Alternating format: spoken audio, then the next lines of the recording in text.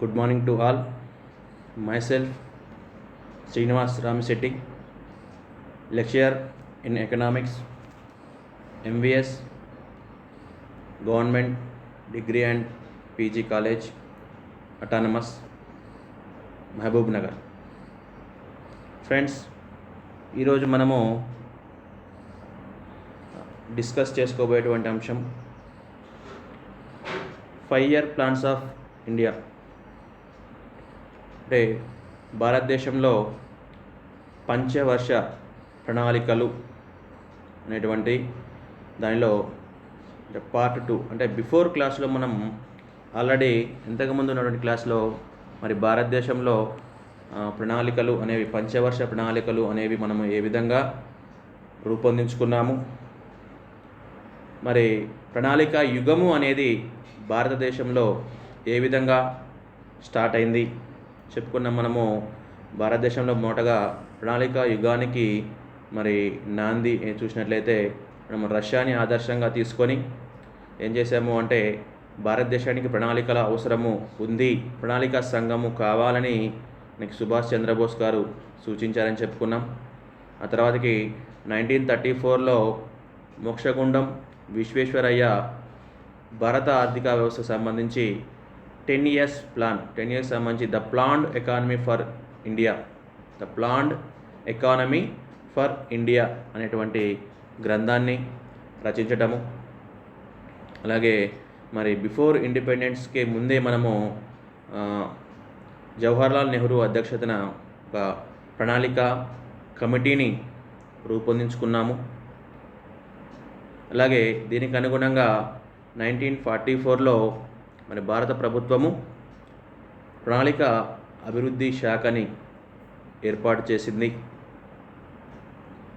అంతకంటే ముందుగా మనకి ఒక 3 రకాల ప్రణాళికలు అనేవి సిద్ధమయ్యాయని చెప్పుకున్నాము. ఆల్రెడీ ఇవన్నీ కూడా డిస్కస్ చేసాము, మళ్ళొకసారి బ్రీఫ్గా చెప్తున్నాం.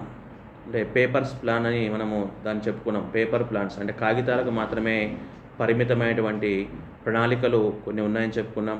అందులో ప్రధానంగా బాంబే ప్లాన్ అని, అలాగే పీపుల్స్ ప్లాన్ ప్రజా ప్రణాళిక అని, అలాగే గాంధీయన్ ప్లాన్ గాంధీ ప్రణాళిక, సర్వోదయ ప్రణాళిక, ఈ విధంగా కొన్ని ప్రణాళికలు అనేవి భారతదేశంలో స్వాతంత్రానికి ముందు రూపొందించుకున్నాం. సరే, అవన్నీ కూడా పేపర్స్కి మాత్రమే పరిమితమయ్యాయి. ఆ తర్వాతకి మరి ఆఫ్టర్ ఇండిపెండెన్స్ అంటే 1947 తర్వాతకి మనం ఏం చేసాము అంటే మరి ప్రణాళిక సంఘాన్ని ఒకదాన్ని ఏర్పాటు చేసుకున్నామని చెప్పాం. 1950లో ప్రణాళిక సంఘం ఏర్పాటు కావటము, దానికి అధ్యక్షుడిగా మరి జవహర్లాల్ నెహ్రూ అధ్యక్షత ఈ ప్రణాళిక సంఘం ఏర్పాటు కావడము. అలాగే మరి భారతదేశంలో 1951 అంటే 1951 నుంచి మరి భారతదేశంలో ప్రణాళిక యుగము అనేది ఆరంభం కావటం జరిగింది. మనకి తెలుసు, బిఫోర్ క్లాస్లో మనం ఏం చేసాము అంటే భారతదేశంలో మరి పంచవర్ష ప్రణాళికల యొక్క కాలము, అలాగే ఆయా ప్రణాళికలు సాధించినటువంటి లక్ష్యాలు, ఏమేమి లక్ష్యాలు రూపొందించుకున్నాము, అలాగే మరి వృద్ధి రేటు ఎంత సాధించింది, ఎంతగా డిసైడ్ చేశామో ఎంత వృద్ధి రేటును సాధించింది అనేటువంటి అంశాలను మనము బ్రీఫ్గా తెలుసుకోవడం జరిగింది. అయితే మరి ఈరోజు ఈ యొక్క ప్రణాళిక యుగంలో మరి యొక్క పంచవర్ష ప్రణాళికలు మనము సుమారు 12 పంచవర్ష ప్రణాళికల్ని ఏర్పాటు చేసుకోవడం జరిగింది ఇప్పటి వరకు. మరి 2017 వరకు 12 పంచవర్ష ప్రణాళికలు అనే వాటిని మనము భారతదేశంలో అమలు చేసుకున్నాము. మరి ఈ 12 పంచవర్ష ప్రణాళికలు ఎలాంటి ఫలితాలను సాధించాయి, ఏ విధంగా మరి యొక్క పంచవర్ష ప్రణాళికలు భారత ఆర్థిక వ్యవస్థకు, ఆర్థికాభివృద్ధికి ఏ విధంగా తోడ్పడ్డాయి, వివిధ పంచవర్ష ప్రణాళికలు యొక్క సమీక్ష, మనం సింపుల్గా ఈ యొక్క పంచవర్ష ప్రణాళికల యొక్క సమీక్షని మనం ఈరోజు డిస్కస్ చేసుకుందాము. సింపుల్గా ఆయా ప్రణాళికల యొక్క కాలాలు, అలాగే ఆ ప్రణాళిక కాలంలో మనము ఏ అంశాలని రూపొందించుకున్నాము, వాటి యొక్క ఫలితం అనేది ఏ విధంగా ఉంది అనేది చూద్దాము. ఫస్ట్ మనము చెప్పుకున్నాం ప్రణాళిక యుగము అనేది 1951లో స్టార్ట్ అయింది అనుకున్నాం. అంటే మొదటి పంచవర్ష ప్రణాళిక కాలము వచ్చేసి 1951 టు 1956. మొదటి పంచవర్ష ప్రణాళిక కాలము 1951 నుండి 1956 వరకు. సరే, ఈ యొక్క మరి ప్రణాళికకి అధ్యక్షుడిగా మనకి తెలుసు ఫస్ట్ ప్రైమ్ మినిస్టర్, మొదటి ప్రధానమంత్రిగా ఉన్నటువంటి జవహర్లాల్ నెహ్రూ మనకి ఈ ప్రణాళికకి మొదటి పంచవర్ష ప్రణాళికకి అధ్యక్షుడిగా ఉండటం జరిగింది.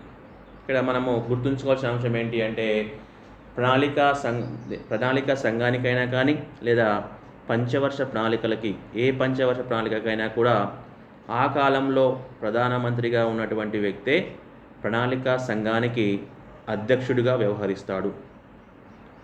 ఆ తర్వాతకి మరి క్రియాశీలకంగా పనిచేసేటువంటి వ్యక్తి ఎవరు అంటే ఆ ప్రణాళిక సంఘం యొక్క ఉపాధ్యక్షుడు ఎవరైతే ఉంటారో ఆ ఉపాధ్యక్షుడు మరి ప్రణాళికలని రూపొందించి అమలు చేసేటువంటి విషయంలో కీలక పాత్రను పోషించేది ఎవరు అంటే ఉపాధ్యక్షుడు.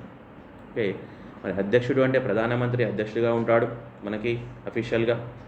కాబట్టి మరి మొదటి ప్రణాళిక కాలంలో మరి ఆనాటి ప్రధానమంత్రి జవహర్లాల్ నెహ్రూ గారు మొదటి పంచవర్ష ప్రణాళికకి అధ్యక్షుడిగా వహించడము, అలాగే మరి ఈ కాలంలో ప్రణాళిక సంఘానికి ఉపాధ్యక్షుడిగా గుల్జారీ లాల్ నందా, మొదటి పంచవర్ష ప్రణాళిక సంఘం యొక్క ఉపాధ్యక్షుడు ఎవరు అంటే గుల్జారీ లాల్ నందా ఉపాధ్యక్షతన మనము మొదటి పంచవర్ష ప్రణాళికని ఏర్పాటు చేసుకోవటం జరిగింది. This plan was based on the Harrod Domar model. అంటే మొదటి పంచవర్ష ప్రణాళికని మనము ఎవరి యొక్క సూచనల మేరకు రూపొందించుకున్నాము అంటే హారెడ్ అండ్ డోమర్ అనేటువంటి వాళ్ళ యొక్క నమూనాని ఆధారంగా చేసుకొని ఏం చేశాము అంటే ఈ యొక్క మొదటి పంచవర్ష ప్రణాళికని ఏర్పాటు చేసుకోవటం జరిగింది. మరి దీంట్లో ప్రధానంగా మనము మొదటి పంచవర్ష ప్రణాళిక యొక్క ముఖ్య లక్ష్యాలు మరి చూసినట్లయితే ఇక్కడ మనకి కొన్ని సమస్యలు అంటే ప్రణాళికలు రూపొందడానికి ముందు మనకు అప్పుడే స్వాతంత్రం లభించింది. మరి దేశ విభజన వల్ల కొంత ఆర్థిక వ్యవస్థ దెబ్బతిన్నది. కాబట్టి మరి దెబ్బతిన్న ఆర్థిక వ్యవస్థని కొంత కోలుకునేలా చేయటము, అలాగే ఆహార సమస్యని పరిష్కరించడము, అలాగే ద్రవ్యోల్బణాన్ని నియంత్రించడము, ముఖ్యంగా నీటిపారుదల సౌకర్యాలు, రవాణా, రోడ్లు, రైల్వేలు, విద్యుత్ శక్తి వంటి సౌకర్యాలని మెరుగుపరచుకోవడము, ఇలాంటి అంశాలని మనము ప్రధాన లక్ష్యాలుగా తీసుకొని మరి మొదటి ప్రణాళికలో మనం చూసినట్లయితే మనకి టోటల్గా మనకి వ్యవసాయ రంగానికి ఎక్కువ ప్రాముఖ్యత ఇవ్వటం జరిగింది. వ్యవసాయ రంగానికి అధిక ప్రాధాన్యత ఇచ్చి మరి ఏం చేసాము అంటే ఈ మొదటి ప్రణాళికని కొన్ని రంగాల వారీగా మనం ఏం చేసాము అంటే కేటాయింపులు చేయడం జరిగింది, ప్రణాళిక వ్యయాన్ని చేయడం జరిగింది. ఇందులో ప్రధానంగా ఇరిగేషన్ అండ్ ఎనర్జీ అంటే నీటిపారుదల సౌకర్యాలు మరియు శక్తి, విద్యుత్ శక్తి మనం ఏం చేసాము అంటే ఉన్నటువంటి ప్రణాళిక వ్యయంలో 27.2%, 27.2% మనం ఏం చేసాము అంటే ఇక్కడ కేటాయింపు చేయడం జరిగింది. మొత్తం బడ్జెట్ వచ్చేసి మొదటి ప్రణాళికకి ఉన్నటువంటి మొత్తం బడ్జెట్ 1960 crores, 1960 కోట్లుగా మనము ఏం చేసాము అంటే ఇక్కడ బడ్జెట్ని కేటాయింపు చేయడం జరిగింది మొదటి పంచవర్ష ప్రణాళిక కాలం సంబంధించి.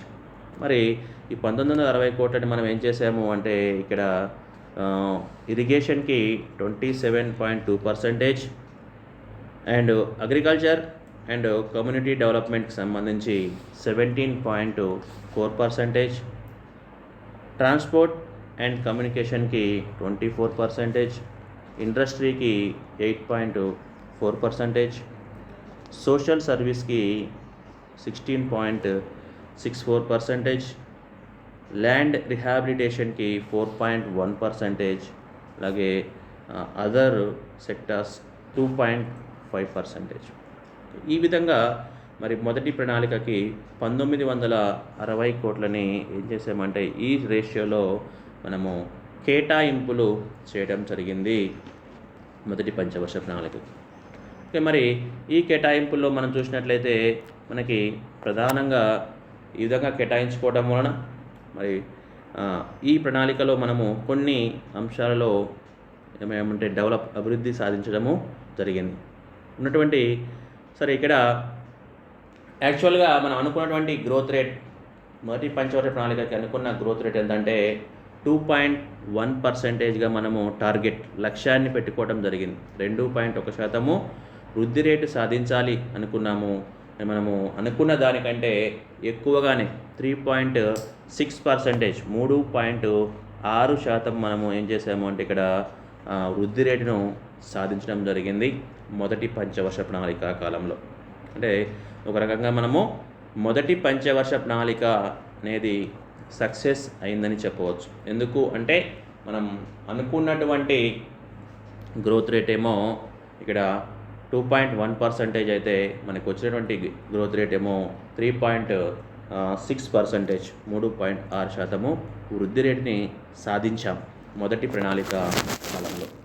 Okay, right. మరి ఈ వృద్ధి రేటు సాధించడంతో పాటుగా మరి కొన్ని లక్ష్యాలని మనం ఏం చేసాము అంటే ఇక్కడ విజయాలు అనవచ్చు, లేకుంటే లక్ష్యాలుగా మనం చెప్పుకోవచ్చు.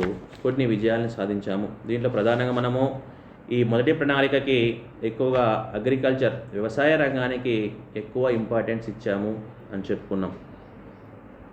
ముఖ్యంగా మరి మొదటి ప్రణాళిక కాలంలో సుమారు 16 మిలియన్ హెక్టార్లకి నీటిపారుదల సౌకర్యాలని కల్పించడం జరిగింది. అలాగే ఆహార ధాన్యాల ఉత్పత్తిని ఒక 20% మనం ఏం చేసామంటే ఆహార ధాన్యాల వృద్ధి రేటుని సాధించాం. 20% పెంచుకున్నాం. మరియు మరి ఆహార ధాన్యాల యొక్క ధరలు చాలా తగ్గి ద్రవ్యోల్బణము నియర్లీ ఆహార ధాన్యాల ధరల్లో 30% ప్రైస్ తగ్గించుకోగలిగాం. అంటే ద్రవ్యోల్బణాన్ని తగ్గించడానికి దోహదం చేసింది ఈ యొక్క ప్రణాళిక. అలాగే మరి ఈ కాలంలో మనం చూసినట్లయితే కొన్ని ముఖ్యమైనటువంటి నీటిపారుదల సౌకర్యాలు కల్పించుకున్నాము అన్నాం. ఇందులో ముఖ్యంగా బాక్రా నంగల్ ప్రాజెక్ట్, అలాగే హీరాకుడ్ డ్యామ్, హీరాకుడ్ ప్రాజెక్ట్, ఈ 2 ప్రాజెక్టులు కూడా మనకి ఇందులోనే స్థాపించుకోవడం అంటే నిర్మాణం చేసుకోవడానికి ఇందులోనే మనం మొదటి ప్రణాళిక కాలంలోనే ఇరిగేషన్కి కేటాయించడం జరిగింది. ఇక్కడ మనము many irrigation project were initiated during this period including the Bhakra dam and Hirakud dam. అంటే బాక్రా నంగల్, హీరాకుడ్ డ్యాముల్ని మనం ఇక్కడ స్థాపించుకోవడం జరిగింది. అలాగే మరి మరొక కొన్ని పరిశ్రమలు మనం చూసినట్లయితే చిత్తరంజన్లో రైలు ఇంజన్ల కర్మాగారాన్ని స్థాపించాము. మొదటి పంచవర్ష ప్రణాళిక కాలంలోనే మనము రైలు ఇంజన్ల కర్మాగారాన్ని చిత్తరంజన్లో స్థాపించడం జరిగింది. మరియు సింద్రిలో రసాయన ఎరువుల కర్మాగారాన్ని ఏర్పాటు చేసుకున్నాం. సింద్రిలో రసాయనిక ఎరువుల కర్మాగారాన్ని స్థాపించాము. అలాగే బెంగళూరులో భారత టెలిఫోన్ పరిశ్రమని స్థాపించాం. బెంగళూరులో భారత టెలిఫోన్ పరిశ్రమ అనేది స్థాపించడం జరిగింది మరి ఈ యొక్క ప్రణాళిక కాలంలోనే. అలాగే 1952లో సామాజిక అభివృద్ధి విస్తరణ కార్యక్రమాలు చేపట్టి గ్రామీణ అభివృద్ధి పథకాలని ప్రవేశపెట్టడం జరిగింది. ఇందులో భాగంగా మనము ఇంకా ఏం చెప్పుకోవాలంటే సింద్రి రసాయనిక ఎరువుల కర్మాగారం అంటున్నాము. అలాగే చిత్తరంజన్లో రైలు ఇంజన్ల కర్మాగారము, ఇవి ప్రధానమైనటువంటి పరిశ్రమలు. 1952లోనే మనము మరొక అంశం ఏంటి అంటే భారతదేశంలో జమీందారీ పద్ధతిని రద్దు చేయడం జరిగింది. జమీందారీ పద్ధతిని రద్దు చేసి భూ సంస్కరణల్ని ప్రవేశపెట్టారు. భూ సంస్కరణల్ని ప్రవేశపెట్టుకోవటము జరిగింది ఈ యొక్క మొదటి ప్రణాళిక కాలంలోనే. ఫ్రెండ్స్, ఒక్కసారి మీరు ఇక్కడ సింపుల్గా ఇవన్నీ కూడా మొదటి ప్రణాళిక కాలంలో మనకి సాధించినటువంటి విజయాలుగా మనము చెప్పుకోవాలి. ఓకే, ఇక్కడ బ్రీఫ్గా ఒకసారి సింపుల్గా మళ్ళొకసారి మనము ఫస్ట్ 5 ఇయర్ ప్లాన్ని చూసినట్లయితే మొదటి ప్రణాళిక సంఘానికి అధ్యక్షుడు ప్రధానమంత్రి జవహర్లాల్ నెహ్రూ, అలాగే ఉపాధ్యక్షుడు గుల్జారీ లాల్ నందా. 1951 to 56 ప్రణాళిక కాలము. దీనికి సంబంధించి ప్రణాళిక వ్యయము, ప్రభుత్వము చేసినటువంటి ప్రణాళిక వ్యయం ఎంతంటే 1960 కోట్లు వ్యయాన్ని చేయడం జరిగింది. ముఖ్యంగా వ్యవసాయ రంగానికి ఈ యొక్క ప్రణాళిక అనేది ప్రాధాన్యతనివ్వటం జరిగింది. అలాగే ఈ ప్రణాళికకి మనము సాధించాలనుకున్నటువంటి టార్గెట్ లక్ష్యము, వృద్ధి రేటు యొక్క లక్ష్యం ఏంటంటే 2.1% అనుకున్నాము. మరి సాధించినటువంటి వాస్తవంగా సాధించిన వృద్ధి రేటు ఎంత అంటే గ్రోత్ రేటు 3.6%, 3.6% వృద్ధి రేటును సాధించాము. అలాగే మరి ఈ ప్రణాళిక కాలంలోనే మనము నీటిపారుదల డ్యామ్ హీరాకుడ్, బాక్రానంగల్ డ్యామ్లని నిర్మించుకోవడము, చిత్తరంజన్లో రైలు ఇంజన్లు, సింద్రిలో రసాయనిక ఎరువుల కర్మాగారాలు, బెంగళూరులో భారత టెలిఫోన్ పరిశ్రమ అనేవి ముఖ్యంగా మనము ఈ ప్రణాళిక కాలంలో సాధించినటువంటి విజయాలుగా చెప్పుకోవాలి. ఓకే, మనం చెప్పవచ్చు మొదటి పంచవర్ష ప్రణాళిక సమీక్షలో మనం చెప్పినట్టయితే మొదటి పంచవర్ష ప్రణాళిక మొత్తం కూడా సక్సెస్ అయిందని చెప్పాలి. ఎందుకంటే మనం ఇక్కడ విజయాన్ని సాధించాం. అన్ని రంగాల్లో కూడా మనము అనుకున్న దానికంటే ఎక్కువగానే వృద్ధి రేటును సాధించాము. వ్యవసాయ రంగంలో మనము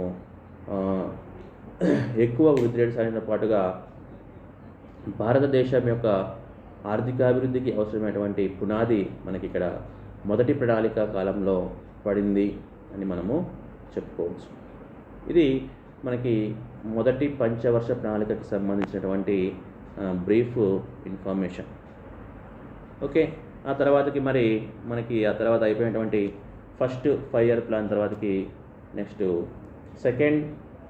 ఫస్ట్ 5 ఇయర్ ప్లాన్ సక్సెస్, విజయం సాధించాము అన్ని రంగాల్లో. ముఖ్యంగా వ్యవసాయ రంగంలో ప్రాధాన్యత ఇచ్చాము అన్నాము. మరి వ్యవసాయ రంగాన్ని అభివృద్ధి కోసము ఎక్కువ మొత్తంలో కేటాయింపులన్నీ కూడా వ్యవసాయ రంగానికి చేయటము, మనము అనుకున్న దానికంటే ఎక్కువ వృద్ధి రేటుని సాధించాము మొదటి పంచవర్ష ప్రణాళిక కాలంలో. నెక్స్ట్ అదే సక్సెస్ తోటి, అదే విజయంతో మనం ఏం చేసాము అంటే వెంటనే 1956లో రెండవ పంచవర్ష ప్రణాళిక అనేది ప్రారంభం జరిగింది. ఓకే, 1956 నుంచి 1961 వరకు రెండవ పంచవర్ష ప్రణాళిక యుగము, రెండవ పంచవర్ష ప్రణాళిక కాలము 1956 నుంచి 1961. ఓకే, దీని యొక్క అధ్యక్షుడు కూడా ప్రధానమంత్రిగానే ఉండటము. మరి రెండవ ప్రణాళిక యొక్క ఉపాధ్యక్షుడు వచ్చేసి విటి కృష్ణమాచారి ఉపాధ్యక్షతన రెండవ పంచవర్ష ప్రణాళిక అమలు చేయబడింది. ముఖ్యంగా ఇందులో పిసి మెహల్నోబిస్ యొక్క 2 రంగాల నమూనాని ఉపయోగించాము రెండవ పంచవర్ష ప్రణాళిక కాలానికి. ఇంపార్టెంట్ ఫ్రెండ్స్, రెండవ ప్రణాళిక యొక్క నమూనా అంటే దేనిని అనుసరించి మనం రెండవ పంచవర్ష ప్రణాళికని రూపొందించుకున్నాము అంటే మెహల్నోబిస్ 2 రంగాల నమూనా. ఓకే, ఇక్కడ మరి ప్రధానంగా the second 5 year plan focused on industry, especially heavy industry. అంటే రెండవ పంచవర్ష ప్రణాళిక అనేదని మనము దేనికి ప్రాధాన్యత ఇచ్చాము అంటే ప్రధానంగా పరిశ్రమల రంగానికి, ముఖ్యంగా అందులో భారీ పరిశ్రమలకి సంబంధించి మనము రెండవ పంచవర్ష ప్రణాళికని ఏర్పాటు చేసుకోవడం జరిగింది. ఎందుకు అంటే మరి మొదటి ప్రణాళిక కాలంలో వ్యవసాయ రంగానికి ఇంపార్టెన్స్ ఇచ్చి వ్యవసాయ రంగంలో మనము స్వయం సమృద్ధిని సాధించాము అనేటువంటి నమ్మకంతో ఈసారి ఏం చేసాము అంటే రెండవ ప్రణాళిక మరి భారతదేశంలో పారిశ్రామిక రంగాన్ని అభివృద్ధి చేయాలి అని, ముఖ్యంగా సామ్యవాద ఆర్థిక వ్యవస్థని స్థాపించాలనేటువంటి ఉద్దేశంతో భారీ పరిశ్రమలు ప్రభుత్వ రంగంలో మరి భారీ పరిశ్రమల్ని ఏర్పాటు చేసుకొని శీఘ్ర పారిశ్రామికీకరణ జరగడానికి, జాతీయ ఆదాయాన్ని వృద్ధి చేయడానికి, ఉపాధి అవకాశాలని విస్తృతపరచడానికి, సంపద పంపిణీలో అసమానతల్ని తగ్గించడానికి అనేవి ఈ ప్రణాళికలో మనం ప్రధానంగా ఏర్పాటు చేసుకున్నటువంటి లక్ష్యాలు. కానీ ప్రధాన లక్ష్యము అంటే ఏంటి అంటే శీఘ్ర పారిశ్రామికీకరణ. మరి దీనికి సంబంధించి మరి భారత ప్రభుత్వము రెండవ ప్రణాళికకి ప్రభుత్వ రంగంలో 4,672 కోట్లు 4,672 కోట్లు సుమారుగా మరి కేటాయించడం జరిగింది. ఈ కేటాయింపుల్లో ఎక్కువగా మనం చూసినట్టు amount was allocated among various sectors, power and irrigation, social services, communications and transport. ఇవి ప్రధానంగా మనకి కేటాయింపుల నిధుల యొక్క కేటాయింపు అనేది జరిగింది. మొత్తం కేటాయింపుల్లో మరి 20% పరిశ్రమల అభివృద్ధికి, 27% రవాణా కమ్యూనికేషన్లకు కేటాయింపు చేయడం జరిగింది. అలాగే బొగ్గు, సిమెంటు, స్టీలు, రసాయన పరిశ్రమల అభివృద్ధికి ప్రాధాన్యత ఇవ్వటం ఈ యొక్క రెండవ ప్రణాళిక యొక్క ప్రధానమైనటువంటి లక్ష్యాలుగా మనము చెప్పుకోవచ్చు. అయితే మరి ఇందులో మనం ఒకసారి చూసినట్లయితే దీని యొక్క ఫలితాలు లేదా రెండవ ప్రణాళిక యొక్క సమీక్షని మనం ఒకసారి చూసినట్లయితే మరి దీనిలో యాక్చువల్గా గ్రోత్ రేట్ వృద్ధి రేటు రెండవ పంచవర్ష ప్రణాళిక యొక్క వృద్ధి రేటుని మనము ముందుగా 4.5% మనము టార్గెట్ని విధించుకోవటం జరిగింది. మరి వాస్తవంగా మనం ఏం సాధించాము అంటే జస్ట్ 4%, 4% మాత్రమే మనము ఈ రెండవ పంచవర్ష ప్రణాళికలో వృద్ధి రేటును సాధించాము. సరే, అంటే దీని అర్థం ఏంటి అంటే రెండవ పంచవర్ష ప్రణాళిక కాలంలో అనుకున్న లక్ష్యాలని సాధించలేదు అనేది మనకి ఇక్కడ ఈ గ్రోత్ రేట్ని బట్టి అర్థమవుతుంది. అయితే సరే, దగ్గర 4.5లో 4% మనము సాధించాము. అనుకున్న దానిలో కొద్దిగా దూరంలో ఆగిపోయాం.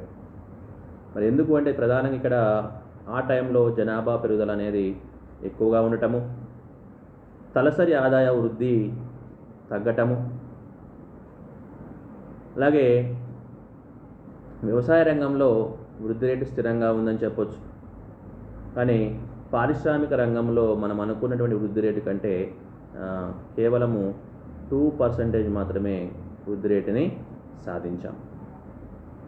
ఇందులో సరే ఏది ఏమైనప్పటికీ మరి ఈ ప్రణాళిక కాలంలో మనం అనుకున్నటువంటి లక్ష్యం ఏంటి అంటే శీఘ్ర పారిశ్రామికీకరణ అనేటువంటి లక్ష్యము ఏదైతే అనుకున్నామో ఆ పారిశ్రామిక అభివృద్ధికి ఇక్కడ అవసరమైనటువంటి పునాదులు పడ్డాయని చెప్పాలి. ఎందుకు అంటే మనము ముఖ్యంగా బిలాయ్, రూర్కెలా, అలాగే దుర్గాపూర్ 3 భారీ పరిశ్రమలు, భారీ ఇనుము ఉక్కు కర్మాగారాలని నెలకొల్పుకున్నాము రెండవ పంచవర్ష ప్రణాళిక కాలంలో. రూర్కెలా, ఒరిస్సాలో రూర్కెలా, పశ్చిమ బెంగాల్లో దుర్గాపూర్, అలాగే బిలాయ్ అటువంటి 3 భారీ ఇనుము ఉక్కు పరిశ్రమల్ని ఈ ప్రణాళిక కాలంలోనే ఏర్పాటు చేయబడ్డాయి. అంటే పారిశ్రామిక అభివృద్ధికి ఇక్కడ పునాది పడిందని చెప్పడానికి ఉదాహరణగా చెప్తున్నాం. అలాగే మరి రాంచీ దగ్గర భారీ ఇంజనీరింగ్ ప్రాజెక్టుని నెలకొల్పుకున్నాము. నైవేలిలో లిగ్నైట్ కార్పొరేషన్ని తీసుకున్నాము. పెరంబూర్లో రైలు పెట్టెల నిర్మాణ కర్మాగారాన్ని స్థాపించుకున్నాం. ఇవన్నీ కూడా మరి రెండవ ప్రణాళిక కాలంలోనే మనము ఏర్పాటు చేసుకున్నాం. పారిశ్రామిక రంగం యొక్క అభివృద్ధి కోసము భారీ ఇనుము ఉక్కు పరిశ్రమల్ని, రైలు పెట్టెల కర్మాగారాన్ని, నైవేలిలో లిగ్నైట్ కార్పొరేషన్, రాంచీలో ఇంజనీరింగ్ ప్రాజెక్ట్, బిలాయ్, రూర్కెలా, దుర్గాపూర్ భారీ ఇనుము ఉక్కు పరిశ్రమలు, ఇవన్నీ ఏర్పాటు కాబడ్డాయి రెండవ ప్రణాళిక కాలంలో. అయితే మరి ఆశించినటువంటి ఫలితాలు రాలేదు అంటున్నాం. ఎందుకు అంటే మనము లక్ష్యము 4.5 అనుకుంటే నియర్లీ 4 మాత్రమే మనము సాధించాము. మరి ఈ కాలంలో కొంత ఆహార ధాన్యాల ఉత్పత్తి మందగించింది. ముఖ్యంగా మనం పారిశ్రామిక అభివృద్ధిపై మనం ఫోకస్ చేయడం వల్ల ఏమైంది, మళ్ళీ ఆహార ధాన్యాల ఉత్పత్తి మందగించడము, ద్రవ్యోల్బణము అనేది స్టార్ట్ కావటము, మరియు మరి భారీ యంత్రాలను మనం ఏం చేసామంటే ఇతర దేశాల నుంచి దిగుమతి చేసుకోవటం వల్ల విదేశీ మారక నిల్వలు క్షీణించటం, ఇవి కొన్ని మనకి నెగిటివ్గా కనిపించాయి రెండవ ప్రణాళిక కాలంలో. సరే, ఏది ఏమైనప్పటికీ ఇక్కడ పారిశ్రామిక అభివృద్ధికి అవసరమైనటువంటి పునాదులు పడ్డాయి రెండవ పంచవర్ష ప్రణాళిక కాలంలో అని చెప్పాలి. ముఖ్యంగా మరి సరే ఆశించినటువంటి ఫలితాలు లేకున్నా కానీ కొంత ఆశాజనకంగానే రెండవ పంచవర్ష ప్రణాళికని మనము ముగించుకొని నెక్స్ట్ వెంటనే మూడవ పంచవర్ష ప్రణాళికకి వెళ్ళిపోవటం జరిగింది. మరి ఇక్కడ ఒకసారి చూసినట్లయితే మూడవ పంచవర్ష ప్రణాళిక కాలము చూసినట్లయితే 1961 to 1966 1961 నుండి 1966 వరకు మనము మూడవ పంచవర్ష ప్రణాళిక కాలాన్ని కొనసాగించాము. రెండవ ప్రణాళిక తర్వాత వెంటనే మూడవ ప్రణాళిక కొనసాగింపు చేయడం జరిగింది. దీనికి కూడా అధ్యక్షుడు ప్రధానమంత్రి అంటున్నాం. అలాగే మూడవ ప్రణాళిక సంఘం యొక్క ఉపాధ్యక్షుడు సిఎం త్రివేది అధ్యక్షతన మనకి మూడవ పంచవర్ష ప్రణాళిక అనేది ఏర్పాటు చేసుకున్నాం.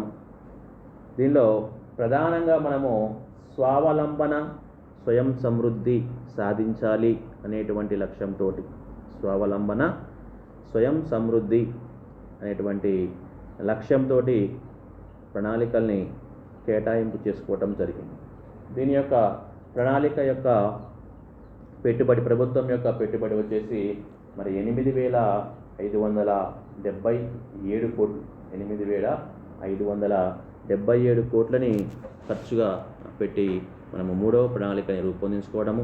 ఇందులో కొన్ని ఏంటంటే వ్యవసాయ రంగం యొక్క అవసరాలని, అంటే ఉత్పత్తుల్ని పెంచాలి, ఆహార ధాన్యాల ఉత్పత్తిలో స్వయం సమృద్ధిని సాధించాలి, మరి కీలక పరిశ్రమలైనటువంటి ఉక్కు, ఇంధనము, రసాయనాలు, విద్యుత్ శక్తి ఇలాంటి పరిశ్రమల్ని అభివృద్ధి చేయాలి అనేటువంటిది ఇక్కడ మనం చూస్తున్నాం. అలాగే ఉపాధి అవకాశాలని మెరుగుపరచాలి, మరి వార్షిక వృద్ధి రేటుని 6% సాధించాలి, వృద్ధి రేటుని 6% సాధించాలి అనేటువంటి లక్ష్యాలను చేసుకొని మరి ఆర్థిక వ్యవస్థలో సమానత్వాన్ని సాధించాలనే లక్ష్యంతో మరి 8,577 కోట్లు ప్రభుత్వ రంగంలో కేటాయింపులు చేయటము మరి ఈ ప్రణాళికలో మనకి ముందున్నటువంటి ప్రధాన లక్ష్యాలుగా మనము ఈ పంచవర్ష ప్రణాళికని ఏర్పాటు చేసుకోవటం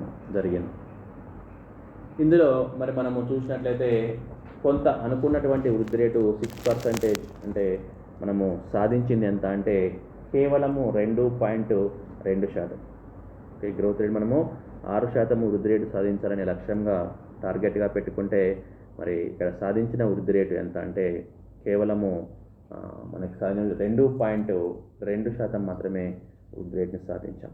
ఒకసారి దీన్ని మనము సరే దీన్ని సమీక్షను ఒకసారి చూసినట్లయితే మరి ముఖ్యంగా 1964-65 మినహా మిగిలిన కాలాల్లో అంటే 61 నుంచి 63 వరకు కూడా మనకి ఎలాంటి ప్రణాళికా కాలాల్లో మొదటి 3 సంవత్సరాలు కూడా ఋతుపవనాలు విఫలం కావడం జరిగింది. వ్యవసాయ రంగం బాగా క్షీణించి పోయింది. ముఖ్యంగా మరి గత 100 సంవత్సరాల్లో లేనటువంటి క్షామ పరిస్థితులు 1965-66 1965-66 లాస్ట్ మూడవ ప్రణాళిక చివరి సంవత్సరంలో తీవ్రమైనటువంటి కరువు పరిస్థితులు, క్షామ పరిస్థితులు ఏర్పడ్డాయి. ఆహార ధాన్యాల ఉత్పత్తి తగ్గిపోయింది, ధరలు పెరిగి మరి తీవ్రమైనటువంటి ద్రవ్యోల్బణం అనేది మరి ఆర్థిక వ్యవస్థలో స్టార్ట్ అయింది. దీనికి తోడుగా అంటే మనకి అనేక ఆర్థికంగా మనకి ఋతుపవనాలు విఫలం కావడం, అంటే న్యాచురల్గా సహజంగా కొన్ని దుర్భిక్షమైనటువంటి పరిస్థితులు ఏర్పడ్డాయి. వాటికి తోడుగా ఇంకా అదనంగా మళ్ళీ 1962లో మనము చైనాతోటి యుద్ధం చేయవలసి రావటము, చైనాతోటి యుద్ధం చేసాము. 1962లో 3వ పంచవర్ష ప్రణాళిక కాలంలోనే చైనాతోటి యుద్ధాన్ని చేశాము. అలాగే 1965లో మళ్ళీ పాకిస్తాన్ తోటి యుద్ధం చేయడం. ఇవి రెండు కూడా మరి భారత ఆర్థిక వ్యవస్థని తీవ్రమైనటువంటి సంక్షోభానికి గురి చేశాయి. ముఖ్యంగా ప్రణాళికలలో పెట్టాల్సినటువంటి కేటాయింపుల్ని మొత్తం కూడా మనం ఏం చేసాము అంటే యుద్ధం కోసము కేటాయింపుల్ని మార్చడం జరిగింది. మొత్తం రక్షణ రంగానికి కేటాయింపుల్ని మార్చవలసి వచ్చింది. దీని ద్వారా మరి జాతీయ ఆర్థిక వార్షిక వృద్ధి రేటు మనం 5.6%, అంటే 6% ఆశించగా 2.2%గానే నమోదైంది. అలాగే విదేశీ మారక ద్రవ్యం కొరత కూడా ఏర్పడింది ఈ యొక్క 3వ పంచవర్ష ప్రణాళిక కాలంలోనే. ఆహార ధాన్యాల కొరత ఏర్పడము, రక్షణ రంగానికి ఎక్కువగా మనము కేటాయింపులు చేయడము, మరియు ముఖ్యంగా అనేక ఇక్కడ యుద్ధాలు రావడంతో పాటుగా అనేక క్షేమ పరిస్థితుల్ని ఎదుర్కోవడము, ఇట్లా 3వ పంచవర్ష ప్రణాళిక అనేది మొత్తం కూడా ఏం జరిగింది మనకి అంటే ఆశించిన ఫలితాలని సాధించకపోగా ఏం జరిగింది అంటే ఈ ప్రణాళిక అనేది మనకి టోటల్గా 3వ పంచవర్ష ప్రణాళిక విఫలం చెందటం జరిగింది. 3వ పంచవర్ష ప్రణాళిక మనము విఫలం చెందాము. ముఖ్యంగా చివరి సంవత్సరం ఏదైందో 1964-65, అలాగే 65-66 కాలంలో మన ఆర్థిక వ్యవస్థ పారిశ్రామిక వృద్ధి రేటు అనేది మందగించిన తోట తిరోగమనం కూడా చెంది పారిశ్రామిక రంగ వృద్ధి రేటు 1.4%కి తగ్గటము. టోటల్గా ఈ ప్రణాళిక మొత్తం మనకి చూసినట్లయితే అన్ని రంగాలలో కూడా తీవ్రంగా విఫలం అయ్యింది. 3వ పంచవర్ష ప్రణాళిక తీవ్రంగా విఫలం అయింది అని మనకి ఇక్కడ చెప్పుకోవచ్చు. ఈ విధంగా మరి 3వ ప్రణాళిక విఫలం కావడము, మరి 4వ పంచవర్ష ప్రణాళికకి మరి మనము వెళ్ళాలా వద్దా అనేటువంటి మనము ఇక్కడ సందిగ్ధ అవస్థలోకి మనం రావటం జరిగింది 1966లో. అలాగే మనము మరి కంటిన్యూగా నెక్స్ట్ 4th 5-year ప్లాన్ 4వ పంచవర్ష ప్రణాళికని రూపొందించుకోవాలన్నా కానీ రూపొందించుకునేటువంటి పరిస్థితి మరి మన దగ్గర లేదు. మరి పంచవర్ష ప్రణాళికలు ఏం చేశాము అంటే ఇక్కడ తాత్కాలికంగా 1966 నుంచి మనం ఏం చేసామంటే 1966 నుంచి 1969 వరకు ఏం చేశాము అంటే ప్రణాళికల్ని తాత్కాలికంగా పంచవర్ష ప్రణాళికల్ని ఏం చేసాము అంటే వాయిదా వేయడం జరిగింది. దానినే మనము ప్లాన్ హాలిడే అంటున్నాం. ప్రణాళిక విరామము లేదా ప్రణాళిక సెలవు అంటున్నాము ఈ యొక్క కాలాన్ని. ఓకే, మరి ఇక్కడ మనం ఒకసారి చూసినట్లయితే ఈ కాలంలో మరి ఏం చేశాము 1966 నుంచి 1969 వరకు మనము ఏం చేశాము అని చూసినట్లయితే మనము కొన్ని వార్షిక ప్రణాళికలని ఏర్పాటు చేసుకోవడం జరిగింది. ఈ 3 సంవత్సరాల కాలానికి తాత్కాలికంగా భారత ఆర్థిక వ్యవస్థని మన ప్రణాళిక కాలాన్ని యుగాన్ని అంతం చేయకుండా ఏం చేశాము అంటే తాత్కాలికంగా పంచవర్ష ప్రణాళికలని నిలిపివేసి ఈ యొక్క 3 సంవత్సరాల కాలానికి మనం ఏం చేశాము అంటే వార్షిక ప్రణాళికలని రూపొందించుకున్నాం. వార్షిక ప్రణాళికల్ని తాత్కాలికంగా రూపొందించుకొని మరి ఈ వార్షిక ప్రణాళిక కాలాన్ని మనం ఇక్కడ ఏమన్నాము అంటే ప్లాన్ హాలిడే అంటున్నాము, దీన్నే ప్రణాళిక విరామము అంటున్నాము. మరి యొక్క ప్రణాళిక విరామము అనేది ఏ విధంగా ఈ ప్రణాళిక విరామంలో మనము ఎలాంటి పరిస్థితుల్ని ఎదుర్కొన్నాము, ఏం చేశాము, ఈ 3 సంవత్సరాల కాలాన్ని మనము ఏం చేశాము అనేదాన్ని మనము నెక్స్ట్ తర్వాతి క్లాస్లో మిగతా కంటిన్యూ క్లాస్లో రేపటి క్లాస్లో ఈ యొక్క ప్లాన్ హాలిడే నుంచి మనము కొనసాగిద్దాం. ఇక మిగతా అటువంటి మొత్తం మిగతా ప్లాన్లను కూడా మనం రేపటి క్లాస్లో డిస్కస్ చేద్దాము. Okay, thank you friends, thank you to all. ఇది మనకి ఈరోజు మనము 3 పంచవర్ష ప్రణాళికల యొక్క సాధించినటువంటి ఫలితాలని మనం ఇక్కడ డిస్కస్ చేయడం జరిగింది. మొదటి పంచవర్ష ప్రణాళిక, అలాగే రెండవ పంచవర్ష ప్రణాళిక, అలాగే 3వ పంచవర్ష ప్రణాళిక. ఈ 3 ప్రణాళిక కాలంలో మన భారత ఆర్థిక వ్యవస్థ ఉన్నటువంటి కొన్ని మార్పుల్ని మనం ఇక్కడ చూడడం జరిగింది. మరి 1966 వరకు మనకి ఏం చేశాము అంటే 3వ ప్రణాళిక అనేది తీవ్రంగా విఫలం చెందింది అనుకున్నాం, 3rd ఇయర్ ప్లాన్. మరి విఫలం చెందడం వల్ల మనము 4th 5 ఇయర్ ప్లాన్కి వెళ్ళేటువంటి అవకాశము లేకపోవడము, 1966 నుంచి మనము ప్లాన్ హాలిడే ప్రణాళిక విరామాన్ని ప్రకటించడం జరిగింది. మరి ఈ ప్రణాళిక విరామంలో కొన్ని వార్షిక ప్రణాళికల్ని, ఒక 3 వార్షిక ప్రణాళికల్ని మనము రూపొందించుకున్నాము. ఈ వార్షిక ప్రణాళికల యొక్క రూపు ఏంటి, ఏ విధంగా మనం వాటిని అమలు చేసుకున్నాము, అవి ఎలాంటి ఫలితాలని సాధించాయి. నెక్స్ట్ మిగతా ఆ తర్వాతకి మళ్ళీ 4వ ప్రణాళిక నుంచి మనము 12వ ప్రణాళిక వరకు ఏ విధంగా ఉన్నది పరిస్థితి అనేది మనము రేపటి క్లాస్లో మనము దీని యొక్క కొనసాగింపుగా మనకి ఉంటుంది ఫ్రెండ్స్, రేపటి క్లాస్లో. Okay, thank you to all. అందరూ ఇవి చూడండి, లైక్ చేయండి, షేర్ చేయండి. Thank you to all.